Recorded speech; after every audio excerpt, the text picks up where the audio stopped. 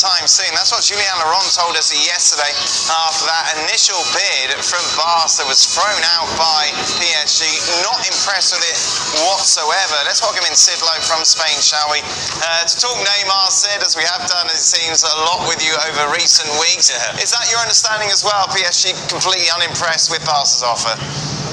Well, I listened to Julien yesterday and everything he says makes sense. The problem, of course, is that, as he rightly suggested, things can shift. But right now, Barcelona are in a very strange position, which is that they clearly would like to sign Neymar. They have a number of the dressing room, in particular Luis Suarez and Leo Messi, saying they would like to sign Neymar. And I suspect, but there's no way of knowing this, but interpreting things, I suspect the most important thing for them is they don't want Real Madrid having Neymar.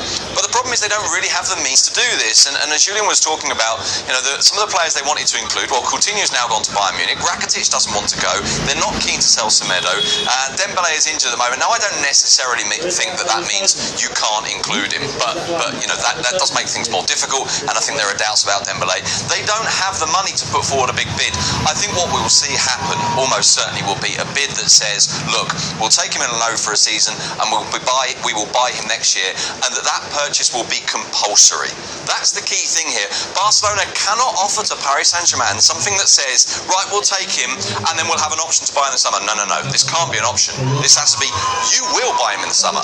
The only thing that is being conceded to you now is the chance to not pay for him yet. And even that loan deal would have some sort of loan fee built into it. So I can still see a scenario in which this happens, but I agree with Jules in the sense that it's very difficult to make this happen now unless someone moves and someone shifts position. Now, the nature of the market is that people do, particularly as the deadline looms. Away from the Neymar shenanigans, Sid, obviously a terrible start for Barcelona in the defence of their campaign, losing 1-0. No Messi, Luis Suarez injured, you mentioned Dembele as well, injured as well. What's the feeling at the moment amongst Barcelona fans? Is Valverde getting some stick? Yeah, of course he is. I mean, he was getting stick anyway. Bear in mind, this was a guy that everybody thought was going to be sacked at the back end of last season after defeat against Liverpool, and then again in the final of the Copa del Rey against Valencia.